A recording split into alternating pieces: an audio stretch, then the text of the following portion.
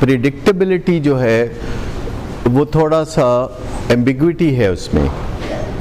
जैसे आप शहर में ट्रैफिक में जाते हैं, अगर आप अपने घर से गुलबर्ग जाना चाहो तो उसमें स्ट्रक्चर है कि कौन सा रोड मैप है और ट्रैफिक रूल्स क्या हैं, लेकिन किस मौके पे आप थोड़ी ब्रेक लगाएंगे, किस मौके पे थोड़ा एक्सीलेटर देंगे, किस मौके पे आप क्या करेंगे, वो आप स्टीयर करेंगे in the traffic looking at other people. इसी तरह ये जो रिकवरी फ्रॉम एडिक्शन है, ये भी थोड़ा सा इसमें ये पहलू है कि हम थोड़ा बहुत प्रिडिक्ट कर सकते हैं, थोड़ा बहुत, कि ये यूँ होगा, ये यूँ होगा। तजर्बे की रोशनी में थोड़ा बहुत हम बता सकते हैं कि क्या होने वाला है। यकीन से नहीं कह सकते क्योंकि इंसान लाजवाब हैं और वो हमारी जो प्रेडिक्शंस हैं उनको गलत साबित कर देते हैं। हम माशरे में कई लोगों से बहुत अच्छी तवक्को रखते हैं पर वो अच्छी तवक्को नहीं पूरी करते, और कुछ लोग अच्छी तवक्कुआत को उससे भी बढ़ चढ़ कर पूरा करने लगते हैं, क्योंकि हर इंसान एक सॉवरन इंडिविजुअल है जो कि एक गिवन सॉफ्टवेयर के तहत भी चलता है और सॉफ्टवेयर बनाता भी है। यानी स्ट्रेंज कि एक गिवन सॉफ्टवेयर के तहत भी वो चलता है जो कि ज़िंदगी गुजारने के लिए ज़रूरी होता है, जैसे दूसरे जानदार गुजारते हैं, लेकिन वो अपना सॉफ्टवेयर बनाता रहता है और उसका जो सॉफ्टवेयर वो बनाता है उसके ऊपर वो अमल करने का पाबंद होता है, और बाज़ औक़ात ये सॉफ्टवेयर जो बनाता है ये उसके गले में फंदे की तरह फंस जाते हैं। ऐसे ही सॉफ्टवेयर्स हैं जिनको हम एडिक्शंस कहते हैं। ये सॉफ्टवेयर हैं, यानी इन्हें अब मेलवेयर कह देंगे हम। ये सॉफ्टवेयर हैं जो कि हम खुद बनाते हैं, और ये कभी कभी हमारे गले में पड़ जाते हैं क्योंकि एडिक्शंस बहुत ज़्यादा हैं, और आप उनको डिस्कवर करते रहते हैं अपनी ज़िंदगी गुजारते हुए कि अच्छा ये एडिक्शन बन गई है, या ये चीज़ जो है मुझे तंग कर रही है। कुछ ना कुछ हमें फीलिंग होना शुरू हो जाती है। जैसे वर्कोहलिज्म है, बंदे को पता भी नहीं चलता किस तरह बड़े नेक इरादों के साथ लोग अपने करियर का आगाज़ करते हैं और बड़ी मेहनत करते हैं और बड़ी शाबाशी लेते हैं, और उन्हें पता ही नहीं होता कि वो एक एडिक्शन का शिकार हो रहे हैं, अल्कोहलिज्म के वज़न पर वर्कोहलिज्म, और वर्कोहलिज्म लीड्स टू अल्कोहलिज्म ऑल्सो। ये भी उन्हें पता ही नहीं होता।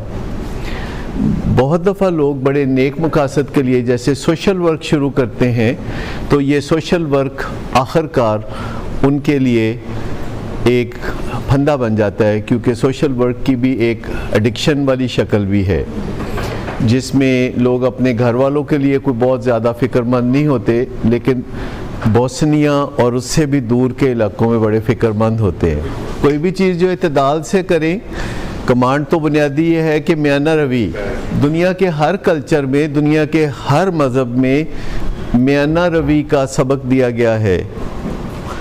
हर कल्चर में भी, हर देहात में आप चले जाएंगे तो कोई ना कोई बंदा वहाँ मियाना रवी का दरस देता हुआ नज़र आएगा। अच्छा, ये एडिक्शंस हमारी ज़िंदगी में बहुत फ़ायदा भी देती हैं, क्योंकि इससे हमें सुधरने का मौका मिल जाता है। यानी जितनी भी एडिक्शंस होती हैं, ये भी इंसानों को सुधारने का एक तरीका है कुदरत का, क्योंकि इंसान जब दुनिया पे आए और शुतरे बेमुहार की तरह उन्होंने ज़िंदगी का सफ़र शुरू किया, तो शुरू में उनको मज़ाहब मिले, कल्चर से भी कुछ लर्निंग आई, और माजी बईद में देखा जाए तो मज़ाहब आना शुरू हुए, और वो कहते थे कि अच्छे काम करो, बुरे काम ना करो, लोगों के लिए तकलीफ़ का बायस ना बनो। अगर तुम अच्छे काम करोगे तो तुम्हें सवाब होगा, अगर तुम बुरे काम करोगे तो तुम्हें गुनाह होगा, और जो गुनाह होगा तो तुम्हें उसके बदले में दोज़ख मिलेगा, और अगर तुम अच्छे काम करोगे तो तुम्हें सवाब होगा और उसके बदले में तुम्हें जन्नत मिलेगी। तो ये इंसानों को एक कॉन्सेप्ट दिया गया कि इस दुनिया में जो तुम करोगे तो अगली दुनिया में उसके मुताबिक फिर आपके साथ सलूक किया जाएगा।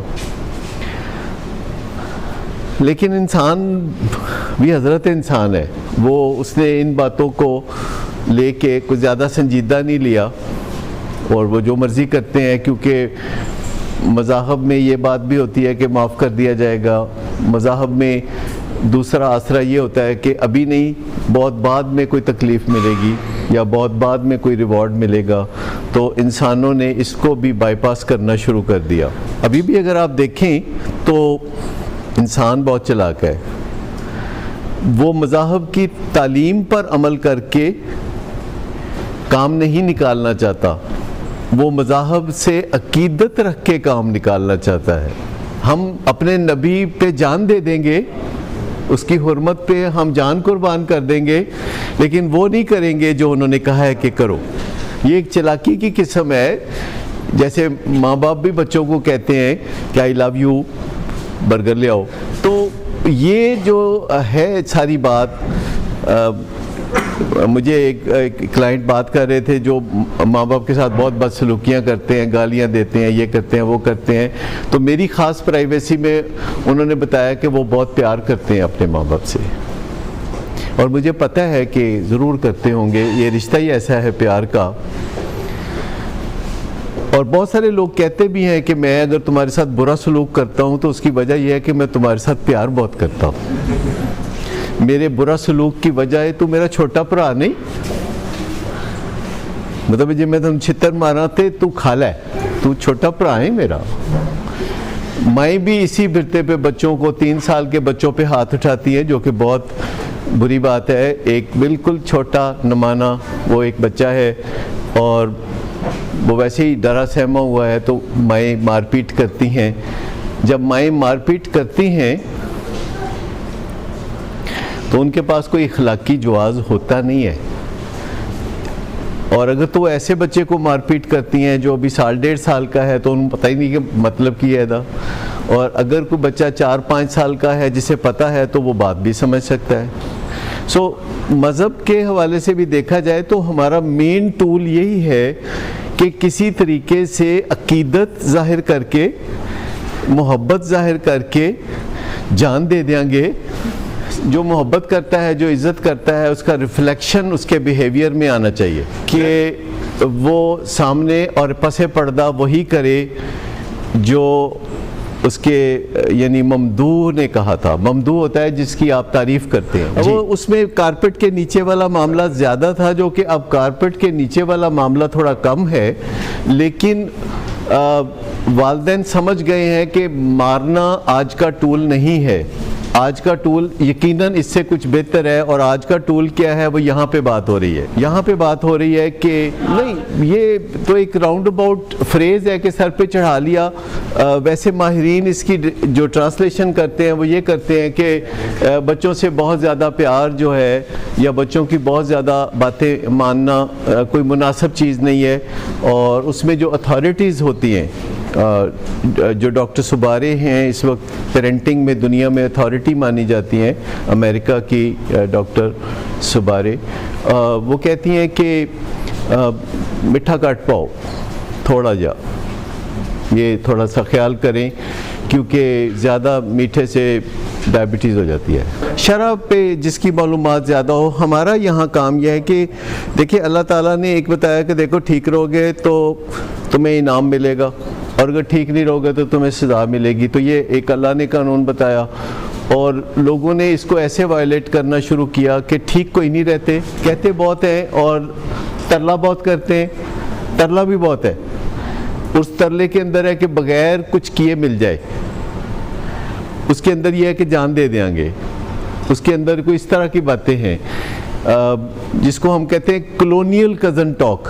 कभी आपने सुना है कॉलोनियल कज़न टॉक क्या होता है? जो यूके की जहां हुकूमत रही है वो सब लोग आपस में कॉलोनियल कज़न है। मिसाल के तौर पर हांगकांग के लोग और हम लोग आपस में कॉलोनियल कज़न हैं। वैसे इसका मुहावरे का मतलब है कि मतलब एवं गल्लां दी लहर बैर हत्थां दी हड़ताल, जैसे कई लोग कहते हैं ना जान दे देंगे, एंड टाइम पे वो नज़र ही नहीं आएंगे।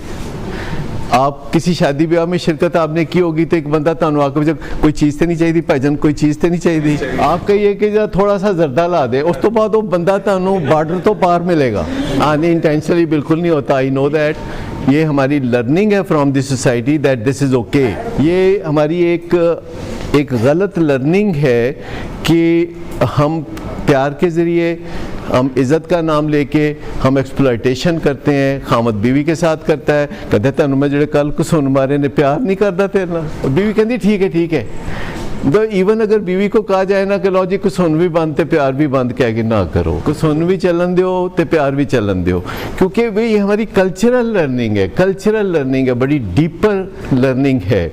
लेकिन जो दूसरा तरीका है लर्निंग का वो है थ्रू एडिक्शन। याद रखें, एक बंदा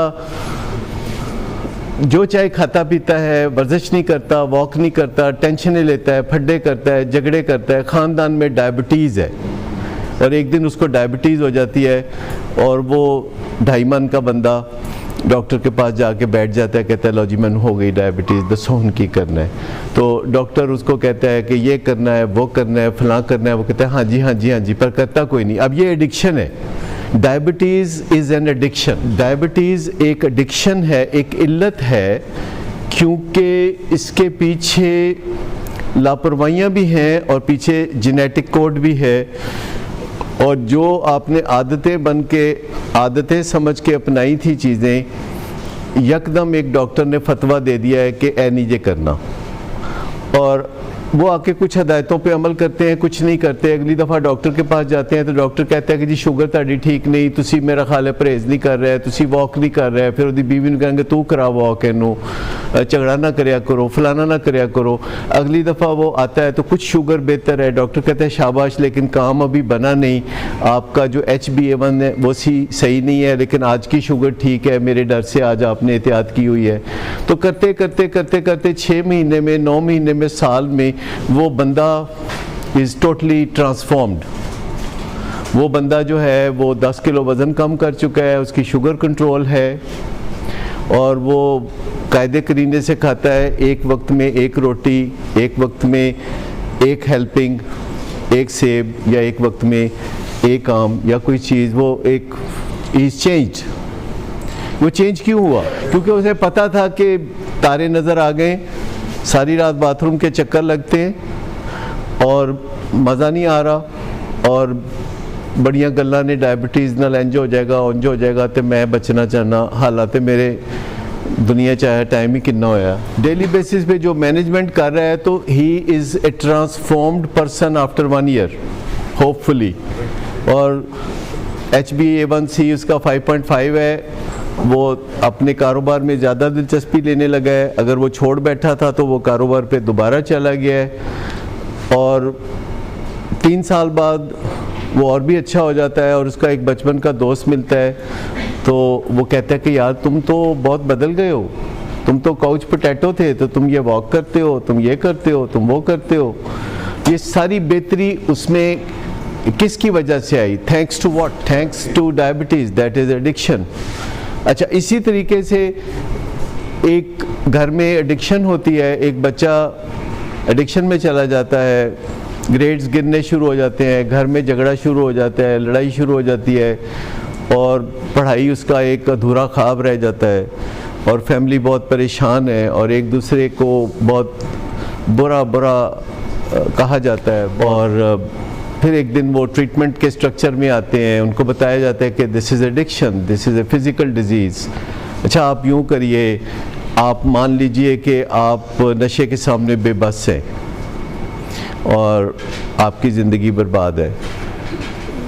वो कहते नहीं केड़ी बेबसी, केड़ी बर्बाद ज़िंदगी, तो मैं तो चंगा भला। और वो उसके दिल से वही बात निकल रही होती है, उसको बिल्कुल पता नहीं होता कि मैं बर्बाद हूँ, मैं तबाह हूँ, मुझे एडिक्शन है। बल्कि उसके घर वाले भी कह रहे थे डॉक्टर साहब तुसी एक ही गल्लां कहंदे हो, एडिक्शन का लफज ना बोलो, एडिक्शन की गल ना करो, असी नहीं चाहते अपने आप को एडिक्ट समझे।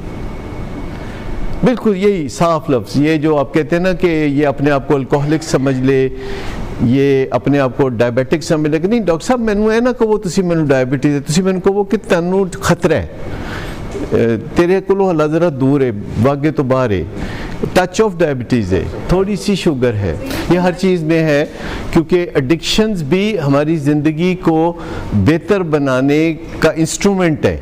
जैसे कि हमारे माँ बाप कहते हैं, ओ पुत्र पढ़ ले चंगा हो जाएगा, तू तरक्की कर जाएगा, या मज़ाहब भी कहते हैं कि नेक हो जाओ, चंगे रहोगे, जन्नत मिलेगी। हर मज़हब में कॉन्सेप्ट है कि जन्नत मिलेगी, दोज़ख मिलेगी, सवाब और गुनाह का तस्वर हर मज़हब में है। तो वो कहते हैं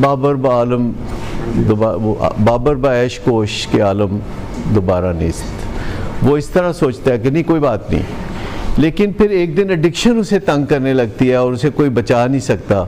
जो अनेबलर थे वो भी बचा नहीं सकते। एक दिन अनेबलर भी हाथ उठा देते कि बस हो गई साड़ी, वरना बचाते रहते हैं और चलता रहता है सिलसिला उसी तरीके से। वो हर मंडे की सुबह उसे क्लीन स्लेट देते हैं और बचाने की कोशिश करते हैं। अगर वो फंसता है पुलिस में तो बचाते हैं, अगर वो गाड़ी का एक्सीडेंट करता है। वो पुराने ज़माने में स्कूलों में होता था ना कि एक रेस होती थी जिसमें मुख्तलिफ स्टूडेंट्स हिस्सा लेते थे, साथ टीचर हिस्सा लेते थे, साथ हेड मास्टर को भी हिस्सा लेना होता था। हेड मास्टर को कहाँ खड़ा करते थे, ज़रा आगे करके खड़ा करते थे, फिर पीछे मास्टर खड़े करते थे, पीछे स्टूडेंट करते थे खड़े। तो रेस शुरू होती थी तो हेड मास्टर जो है पहले ही, मतलब वो तो चलो वो चलता है, इज़्ज़त के लिए आप करते हैं, लेकिन जब आप अपने घर में नौजवान को आप देते हैं, वॉक ओवर देते हैं और वो कहते हैं कि हर मंडे नू तो ठीक है, वो कहते हैं मैं की तबाह। वो बंदा जो कि यहाँ इस कमरे के अंदर आके बैठ जाता है ना, वो काबिल है। ऑनेस्टली कह रहा हूँ, इस कमरे में बड़ा डर लगता है आने से। वो हमारे पास एक फैमिली है, उनके कुछ लोग आते हैं और एक फैमिली मेम्बर उनका नहीं आता, लेकिन वो कहता है कि एक दिन अल्लाह मैनू ही हिम्मत देगा कि मैं आवांगा। यानी उनको पता है कि ये हिम्मत वाली जगह है, यहाँ आके बैठना ये एक बहुत हिम्मत वाली बात है और इनाम वाली बात है। जो बैठ गया तो उसके लिए इनाम भी आएगा। ये लाइक फाइक लोगों की जगह है। ये जो लोग अपने बैरियर तोड़ देते हैं, जो कि अपने ये जो पसमानदगी है उसको छलांग मार के उसमें से बाहर निकल आते हैं, उस दलदल में से, शेम की दलदल में से निकल आते हैं, ये वो चीज़ है। और जो बंदा शेम से निकल आया उसके मसले ऐसे ऐसे हल होना शुरू हो जाते हैं। नहीं, वो इसमें नहीं है। इसमें तो सिंपली अनकॉन्शियस लर्निंग का कॉन्सेप्ट है। अनकॉन्शियस लर्निंग का, अनकॉन्शियस लर्निंग वो होती है जो हम एवं ही हवा से ही सीख रहे होते हैं। जिस महफिल में चले गए वहाँ से हमने कुछ सीख लिया।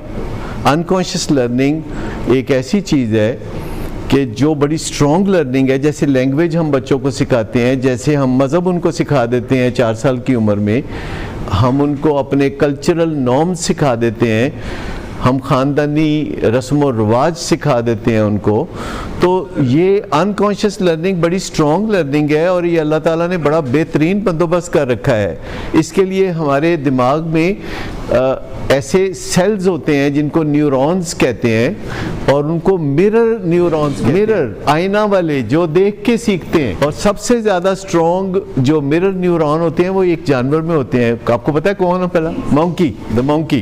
क्योंकि मंकी में वो मिरर न्यूरॉन बहुत ज़्यादा स्ट्रॉन्ग होते हैं, पर इंसानों वो हर चीज़ को इमिटेट करता है, वही चीज़ जो कि उसे दिखाई जाए वो करना चाहता है। और कुछ लोगों में बहुत स्ट्रॉन्ग होते हैं जो मिमिक्री करते हैं। आप जानते हैं कुछ लोग मिमिक्री करते हैं, कुछ लोग आवाज़ बदल लेते हैं, उनके मिरर न्यूरॉन की मदद करते हैं कि वो आवाज़ बदल लेते हैं। कुछ लोग अपने बॉडी लैंग्वेज बदल लेते हैं, कुछ लोग, बल्कि हम भी सोच रहे थे, आज हम प्रोफेशनल्स बात कर रहे थे कि हमें थोड़ा बहुत रोल प्ले भी करना चाहिए।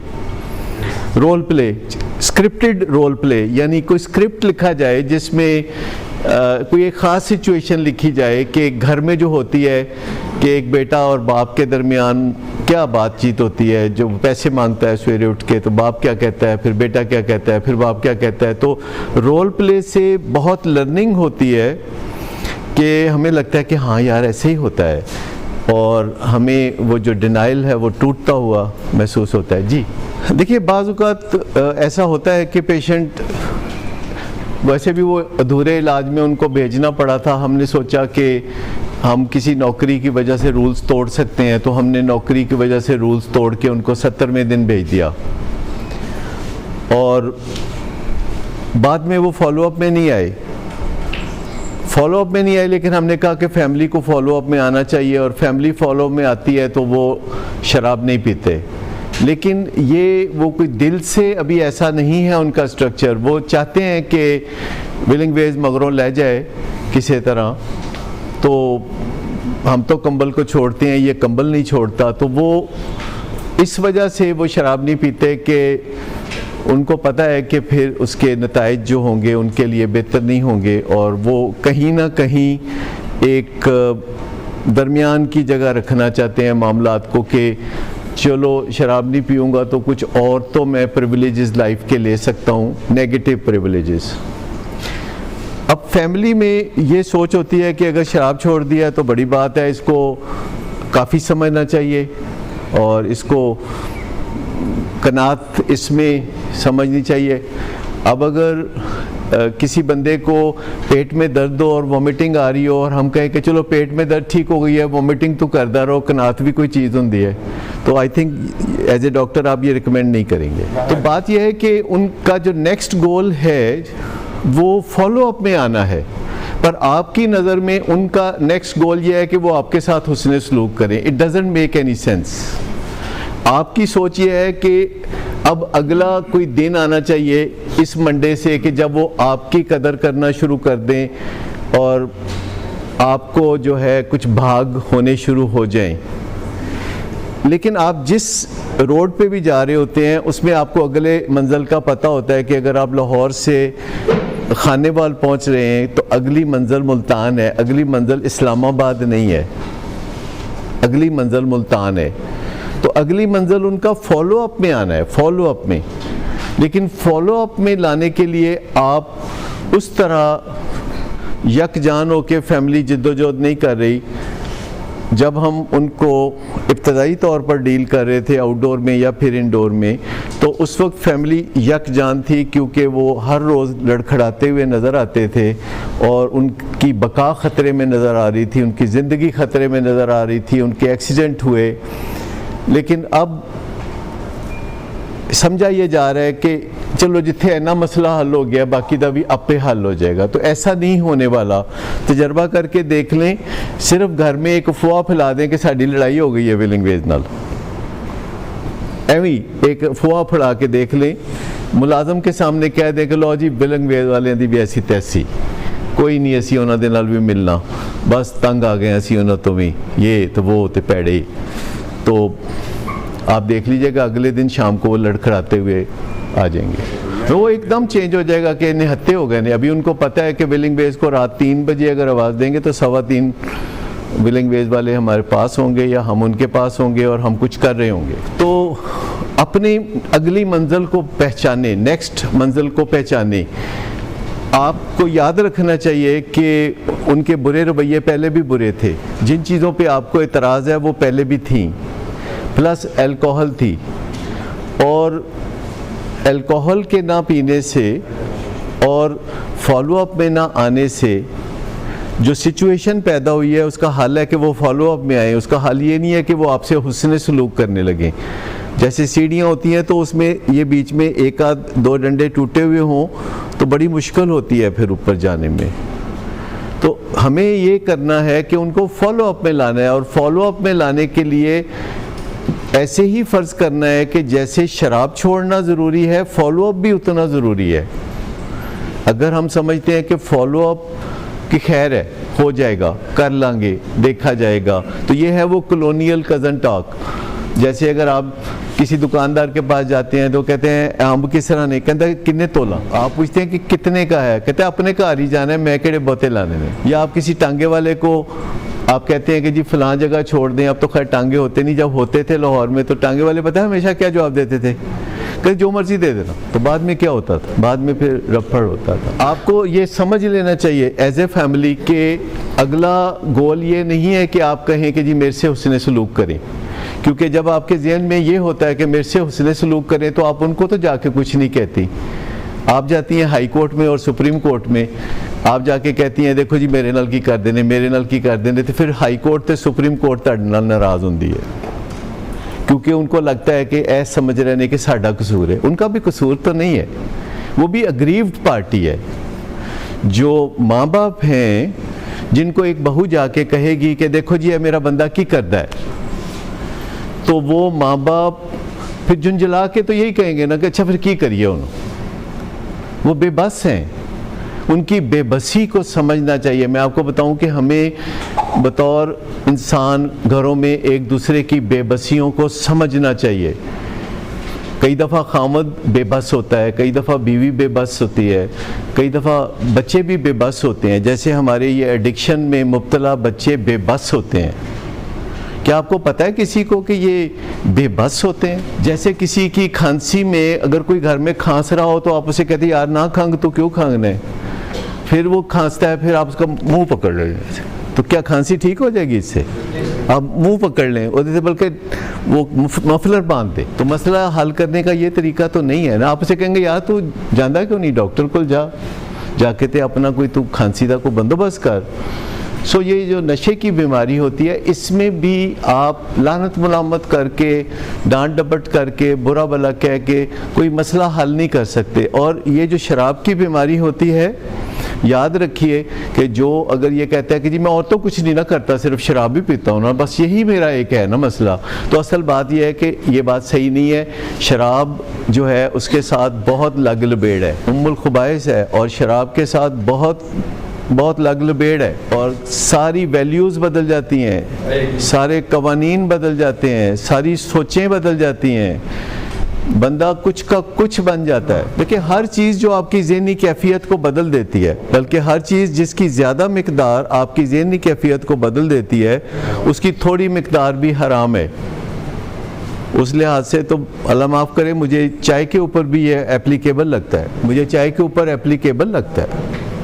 आई एम सॉरी, मैं I am taking it too far, लेकिन हमारे मज़हब में यह है कि जिस चीज़ की ज़्यादा मिकदार आपकी ज़हनी कैफियत को बदल देती है, उसकी कम मिकदार भी हराम है। तो उसका थोड़ा भी हराम है, जिसका ज़्यादा हराम है उसका थोड़ा भी हराम है। ये है लॉजिक, ये है सिंपल सी लॉजिक। तो हमारे जो बच्चे इस मुसीबत में फंसे होते हैं, तो उनके साथ भी हमें एहतराम के साथ ही चलना है कि पहले वो सिगरेट पीते हैं, फिर वो चरस पीते हैं, फिर वो शराब पीते हैं, फिर वो और कबाहतों में मुब्तला होते हैं, और फिर वो गालियाँ खाते हैं। ये कोई सलूशन नहीं है, ये कोई सलूशन नहीं है। आपको पता है ना, ये सारा बीड़ा आपने उठाया था, और अपने लिए नहीं उठाया था, अपने खामद के लिए उठाया था। पता नहीं अंदर आपका कोई हिडन एजेंडा होगा कि मैं भी पीछे कुछ करना है।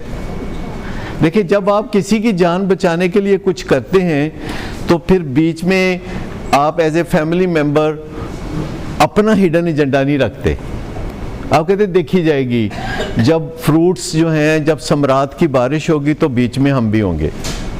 तो फिर आपको अभी और बहुत अरसा अपनी ज़ात को बीच में नहीं लाना।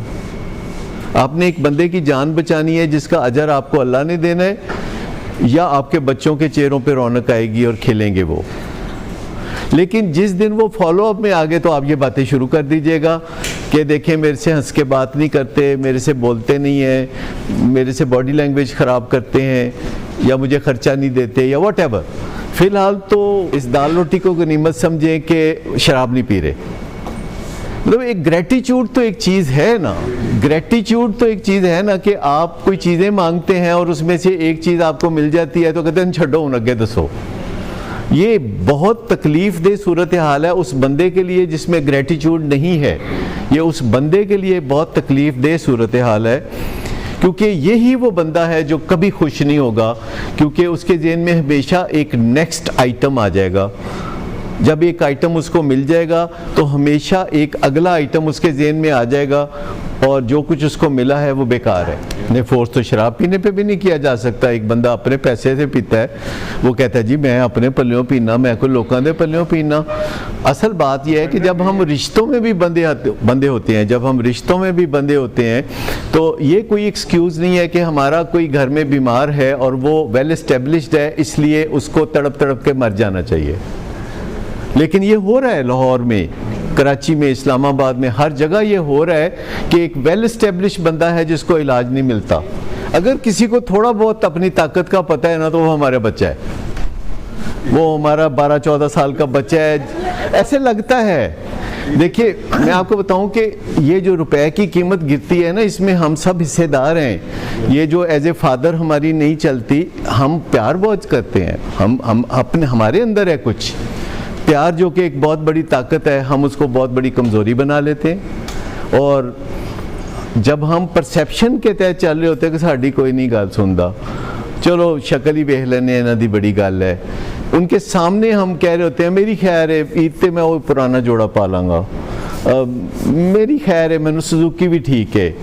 अगर हम ये इस तरह की हरकतें करेंगे तो हमारी कदर कीमत का बच्चों को पता चल जाएगा। तो ये जो माँ बाप हैं, जब ये खुल के बता रहे होते हैं कि साड़ी कर लो जो करनी है तुसी, असी बिल्कुल रेडी हाँ, असी बड़ा प्यार करने तुहाडे नाल, तुसी जो भी करोगे असी प्यार करते रवांगे, ठीक। अगर तुसी होर बेइज्जती करोगे असी प्यार दी डोज बढ़ा देंगे।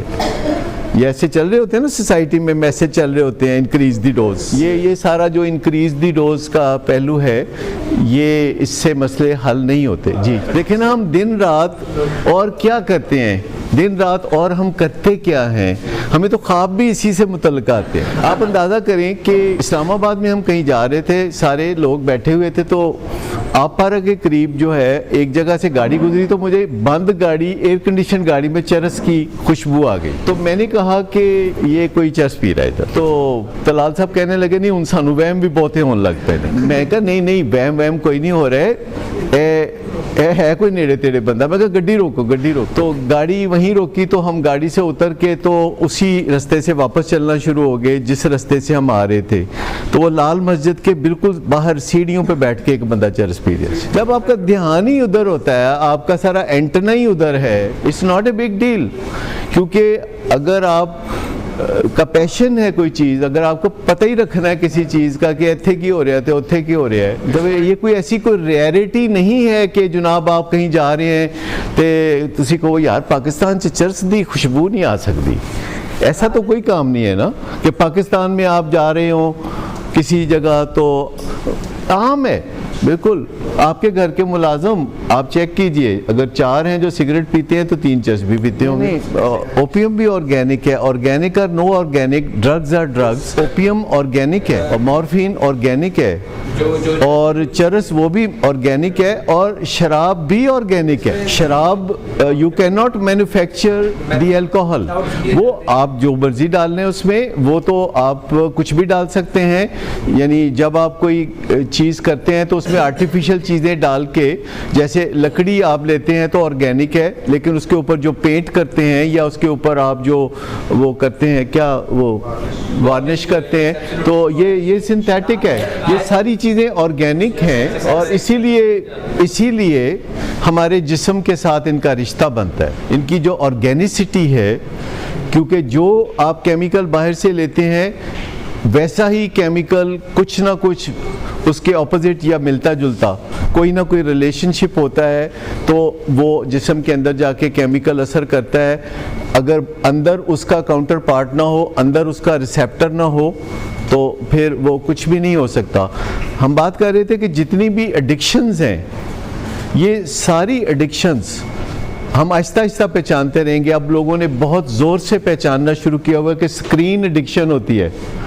आप घर में बैठे हैं अपने माँ बाप के साथ या खामद या बीवी के साथ, और आपकी सेल फ़ोन से नज़र नहीं हट रही, और आप समझ रहे हैं कि आप एडिक्शन में नहीं हैं, और आपका पार्टनर कह रहा है कि आप क्यों स्क्रीन नहीं छोड़ते, और आप कह रहे हैं कि आप क्यों नहीं छोड़ते, और दोनों ही नहीं छोड़ते। क्योंकि कोई भी पार्टनर स्क्रीन से ज़्यादा दिलचस्प नहीं हो सकता, कोई भी पार्टनर फेसबुक से ज़्यादा फैसिनेटिंग नहीं हो सकता, कोई भी पार्टनर इंटरनेट का मुकाबला नहीं कर सकता, कोई पार्टनर इतने जोक्स नहीं सुना सकता जितने इंटरनेट से आते हैं, या इतने म्यूज़िक नहीं सुना सकता जितने के इंटरनेट से आते हैं। जब चाहे उन्हें पुट्ठा करके रख दो, बोलते ही नहीं, तो आप compete नहीं कर सकते, और अल्टीमेटली तलाक़ें इससे हो जाती हैं। और भी बहुत सारी चीज़ें हैं जो एडिक्शंस हैं। मिसाल के तौर पर फ्री लोडिंग एक एडिक्शन है। फ्री लोडर्स घर घर पाए जाते हैं। फ्री लोडर्स मैं बड़ा खुश हूँ कि जीशान बहुत ख़िलाफ़ हैं फ्री लोडिंग के। He is a flag carrier in this के फ्री लोडिंग अच्छी चीज़ नहीं है। अक्सर मैं आपके मुंह से सुनता हूँ कि माँ प्यो दे दुआले क्यों रहंदे ने जवान जहान बच्चे 35-35 साल दे के सानू दिओ गिव सम मोर। ठीक है ना, यही कहते हैं ना कि पहले कहते हैं अच्छा जो मैट्रिक करूँगा तो मुझे क्या लेके देंगे जी, मोटरसाइकिल ले देंगे जी, FA करेंगे तो की लैके दोगे जी, तैनू गड्डी लै देंगे, BA करांगे तो की, वो लगा रहता है जो मेरे पुत्र हो जाएंगे तो की लैके दोगे, फिर मेरे पोतरे हो जाएंगे तो की लैके दोगे। दिस इज़ फ्री लोडिंग, ये इट्स एन एडिक्शन। अब माँ बाप मना करते हैं आजकल बच्चों को बहुत, काम ना करो, माँ बाप बहुत मना करते हैं। देखिए मैं आपको बताऊं कि कोई बंदा जॉबलेस नहीं होता, जॉबलेस होता है बंदा बाई चांस या बाई चॉइस। कोई बंदा ओरिजिनली जॉबलेस नहीं होता। बाई चांस ये है कि उसको पता ही नहीं कि कोई जॉब है और वो जाके मांग ले। बाई चॉइस ये है कि वो जाने नहीं चाहता, वो कहता है कि मैंने तो डायरेक्टर ही बनना है किसी फर्म का। अगर कोई बंदा जाके कहता है कि जनाब मैं आ गया तो मैं हूँ जॉब करना है ताड़े को, तो आप क्या बिगाड़ लेंगे उसका? ताड़े को आ जाए कोई बंदा कहता कि जी मैं जॉब करना है ताड़े को, चलो तुसी कह देंगे हो कि यार मैं तेन सद्या तू काहदे लई आ गया। वो कहते जी मैनू जॉब की जरूरत है ना, तो मैं सोचा कि ताड़े कोल बड़े काम ने तो मैं आ गया। हुण तुसी कहो कि नहीं मेरे को तो कोई काम नहीं, चलो आप बोली जाएंगे, मतलब आप कहें कि जी नहीं मेरे को तो कोई पोस्ट नहीं गई, मैं तो तेनू रखना ही नहीं। वो कहते जनाब मैं पैसे भी नहीं, बिल्कुल नहीं पैसे लाँगा, कभी यार मैनू जरूरत नहीं, मैं पैसे तो बगैर भी तो नहीं रखना। कहते जनाब मैं रोटी भी दाता साहब तो खा के आवांगा, ताड़े लिए लैके आवांगा। अखीर ते तुसी कहने ठीक है आ जा फिर, ठीक। और जिस दिन उस बंदे ने आपका एतमाद जीत लिया तो फिर आप उसे कुछ देंगे, फिर आप उसे कुछ पैसे देंगे, या इस दौरान आपको कहीं और जॉब मिल जाता है, आप कहते लो जनाब दाता साहब की रोटी हूँ तुसी आप ही मंगा लिया करो तो मैं जा रहा जॉब करन। वो कहते नहीं होल्ड इट तू बड़ा चंगा बंदा है, 10 कितने पैसे लेंगा। तो जॉबलेस कुछ नहीं होता, आप जाके पड़ाव डाल लेते हैं, पड़ाव। मैं ऐसे लोगों को बिल्कुल जानता हूँ कि जो किसी जगह और बड़े काम के लोग होते हैं जो पड़ाव डाल लेते हैं, कहते जी मैं आ गया तो हुण मैं इत्थे जॉब करना तुहाडे कोल, ते मैं सुने तुहाडे कोल बड़ा अच्छा जॉब है, तो जो तनख्वाह दोगे मैं रख लाँगा, जितनी ड्यूटी कहोगे मैं कर लाँगा। टू बिगिन विद एक बहुत बड़े एंटरप्रेन्योर हैं हमारे मुल्क के जिनका नाम कैसर अब्बास है। तो कोई 21 साल पहले वो मेरे पास आए और मुझे आ कहते हैं कि जी वो मैं गया था शादबाग सदाकत क्लिनिक जॉब के लिए, तो उन्होंने मैंने रिजेक्ट कर देता है। तो मैं इधर बैठा था डायबिटिक्स इंस्टीट्यूट में, इस प्रोजेक्ट को मैं शुरू करने वाला था, तो वो मुझे कहते हैं कि उन्होंने मुझे रिजेक्ट कर दिया है। तो मैंने कहा अच्छा फिर?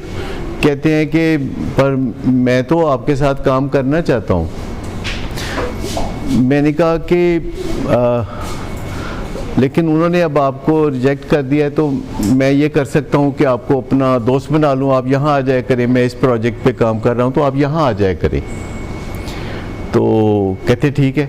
मैंने कहा कि ये तो और भी बड़ी बात है कि मैं आपको अपना दोस्त बना रहा हूँ और अपना मुलाजम या मतहत नहीं बना रहा। वो आना शुरू हो गए, समझदार थे। उन दिनों हम कुछ काम कर रहे थे, रिसर्च पे भी काम कर रहे थे और एक किताब लिख रहे थे जो कामयाबी के असूलों पे मबनी थी। वो बाद में उसका नाम रखा मैंने, शाबाश तुम कर सकते हो। मेरे पास एक साइकोलॉजिस्ट थे आरफ अनीस, वो भी अब यूके में रहते हैं और दुनिया के एक बड़े मोटिवेशनल स्पीकर हैं और बहुत अच्छा काम कर रहे हैं और उनको अभी अवार्ड भी मिला है, global man of the year. ये दोनों रोज़ बैठे हुए मेरे साथ बातें करते थे, तो मैं कहता था अच्छा इस किताब में ये लिख दो, इस किताब में यूँ लिख दो, ये फलां डाल दो, इसमें ये कर दो। किताब मुकम्मल हो गई तो कहते इधर ना दस दो, मैं कह इधर ना तुसी रखो, शाबाश तुम कर सकते हो। तो उन्हें नाम रख दिया शाबाश तुम कर सकते हो।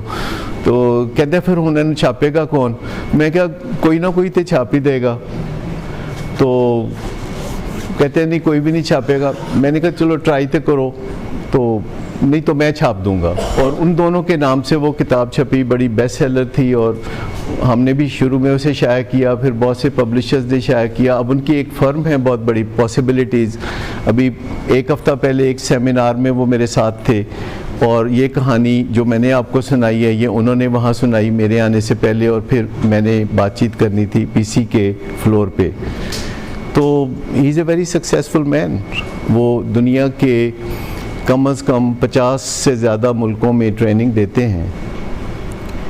तो जो बंदा तहैया कर लेता है ना कि मैंने करना है, उसको कोई रोक नहीं सकता। उसको ही कहते हैं ना, रोक सको तो रोक लो। गलत है। वो एक देसी घी था, किसान घी, शायद आप में से किसी ने इस्तेमाल किया हो। तो उनका वो जो स्लोगन था वो ये था, जो करे क्यों, ना करे माँ ते ना करे प्यो। लेकिन ये गलत है, असल बात ये सही नहीं है। जो करे प्यो वो ना करे क्यों, ये है असल मिसाल। मैं आपको बताऊं कि जहाँ तक मुस्तकबिल बनाने की बात है ये बाप करते हैं, और जहाँ तक प्यार की मिसाल कायम करना, तकलीफ़ें उठाना, ये माँ करती है।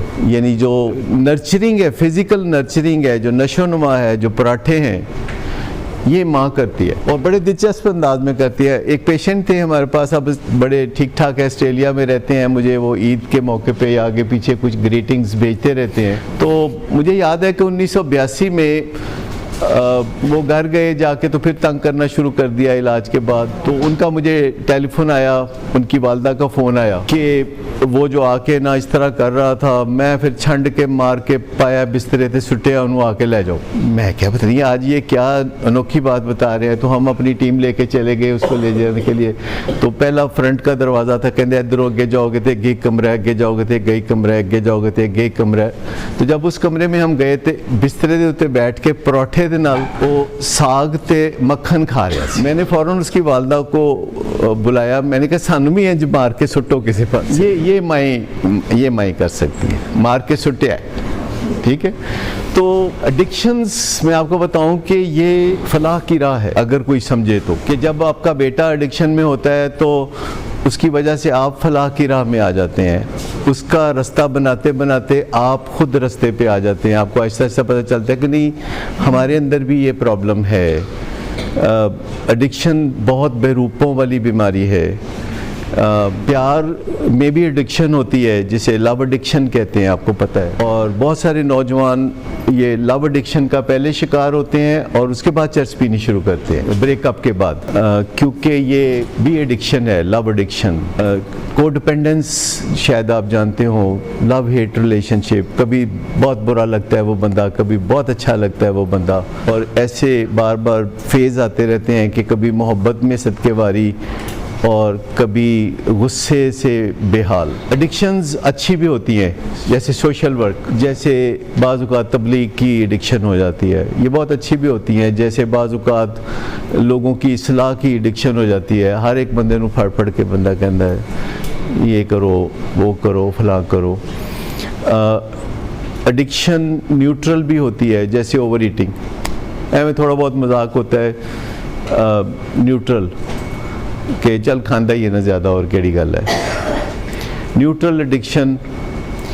फिर अच्छी एडिक्शन जो मैंने पहले बताया, कई लोगों को डिग्रियों की एडिक्शन हो जाती है। मैंने लोगों को 40-40, 50-50 डिग्रियां करते देखा है। वही डिग्री एक शहर से करेंगे किसी मुल्क के, वही डिग्री फिर शहर के दूसरे, किसी मुल्क के दूसरे शहर से कर लेंगे, फिर वही किसी और करीब के मुल्क के तीसरे शहर से कर लेंगे। सेम मैट्रिक करी जाते हैं कड़ी मुड़ी। बहुत सारे लोग इस तरह एडिक्शन में मुब्तला होते हैं। एडिक्शन न्यूट्रल भी होती है। सफाई वो भी एक बिल्कुल एडिक्शन है। और एडिक्शन बदनाम भी होती हैं। चर्च पी ली, बड़ी बदनामी होती है। मतलब बिस्ती करानी हो, बड़ा आसान तरीका है, चर्च पीनी शुरू कर दे, बहुत छेती बिस्ती शुरू हो जाएगी। मतलब हेरोइन पिए तो समझो कम तेज़ हो गया, ऐसे फर्स्ट क्लास।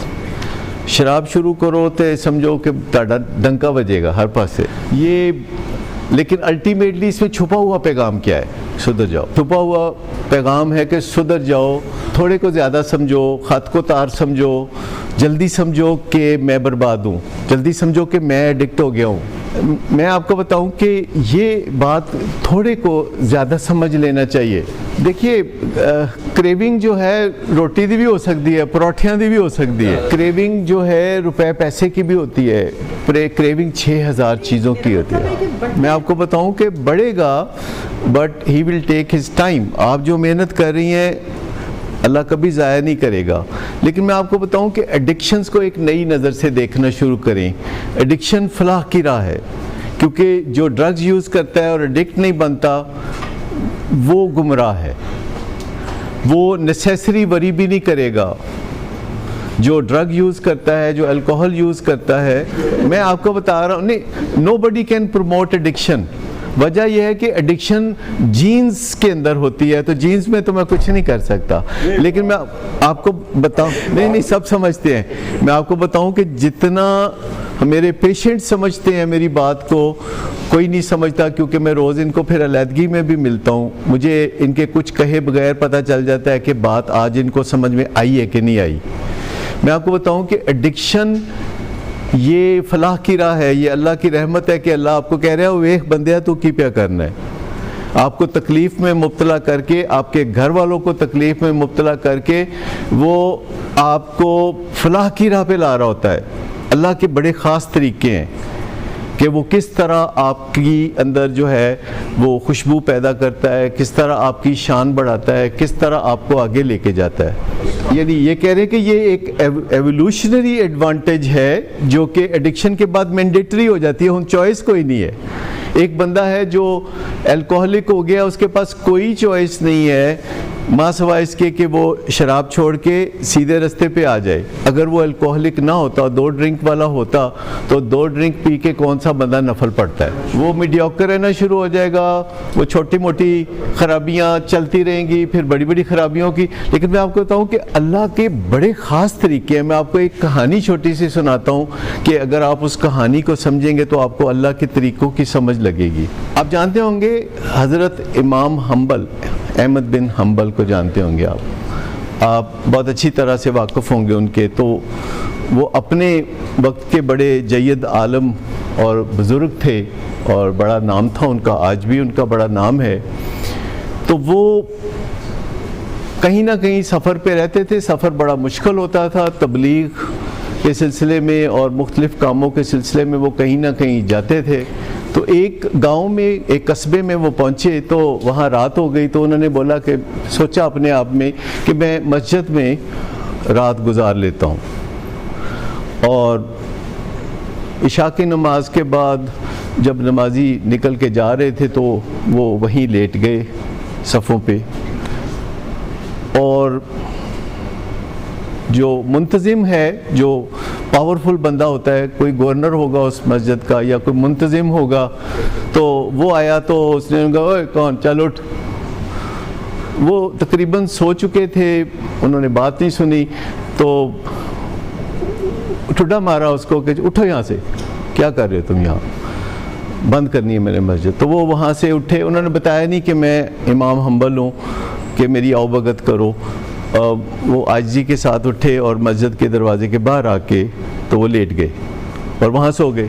फिर गहरी नींद में चले गए। तो उतनी देर में वो जो मुंतज़िम था वो मस्जिद के बाहर आया और मस्जिद को बंद करके उसने देखा कि वो बंदा फिर वही है। उन्होंने कहा पता नहीं कौन मशकूक आदमी है। उन्होंने फिर आके उसको 2 ठुड्डे मारे, कर उठो। तो मैं कहा यहाँ से निकलो। वो जिस तरफ ठुड्डे मारे तो वो उठ के तो थोड़ा उधर से परे होना शुरू हो गए। तो चंद कदमों के बाद वो एक छोटे से घर के आगे थे और वो उस घर के बाहर एक बंदा खड़ा था जो तंदूर वाला था, जो नान भाई होते हैं, तो वो कोई बंदा था। तो वो खड़ा था, तो कहते क्या हुआ है, क्या हुआ है? तो कहने लगे मैं मुसाफिर हूँ और ये मुझे सोने नहीं देते, और मस्जिद में था तो वहाँ से ये ठुड्डे मार मार के मुझे यहाँ तक ले आए। तो उसने कहा कि आप मेरे घर रहना पसंद करेंगे? तो उन्होंने कहा चलो ठीक है, तुम्हारे घर रह लेते हैं। तो वो उनके घर रह पड़े। एक आध दिन वहाँ रहे तो उन्होंने देखा कि वो जो नान भाई है वो उसके मुंह पे इस्तग़फ़ार बहुत रहता है, इस्तग़फ़ार। तो वो बड़ा मुतासर हुए इससे कि ये नान भाई है, कोई आलिम नहीं है, कुछ भी नहीं है, लेकिन इसके तौबा इस्तग़फ़ार इसके मुंह पे बहुत रहता है। तो उन्होंने पूछा कि ये तुम जो तौबा इस्तग़फ़ार करते हो, ये कोई इसका फ़ायदा भी है तुम्हें?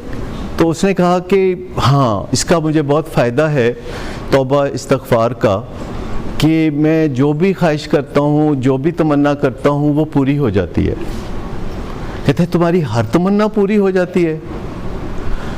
उसने कहा कि हर तमन्ना पूरी हो गई है, लेकिन मैंने एक तमन्ना पिछले दिनों अपने आप से की, वो अभी तक पूरी नहीं हुई। तो उन्होंने पूछा कि वो कौन सी तमन्ना है? तो वो कहने लगे कि मैंने अब तमन्ना की थी कि मेरी इमाम अहमद बिन हम्बल से मुलाकात हो जाए, तो ये तमन्ना मेरी पूरी नहीं हुई। तो कहता है देखो तुम कैसे कहते हो कि पूरी नहीं हुई, देखो अल्लाह ने ठोकरों के ज़रिए तुम्हारे कदमों में ला के डाल दिया। तो अल्लाह का जो तरीका है कि आपको कैसे उसने सरफराज करना है, कैसे उसने शान देनी है, तो उसका एक तरीका ये भी है कि आपको एडिक्शन जैसी चीज़ में से गुजार के आपको गुलो गुलजार करना है उसने। अगर आप इस तरह सोचेंगे तो बहुत आसान हो जाएगा।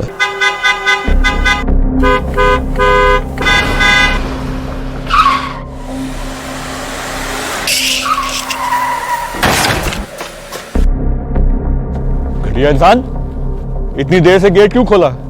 सोए हुए थे तुम क्या? सर मैंने तो मिनट भी बकवास नहीं ना करो तुम मेरे साथ।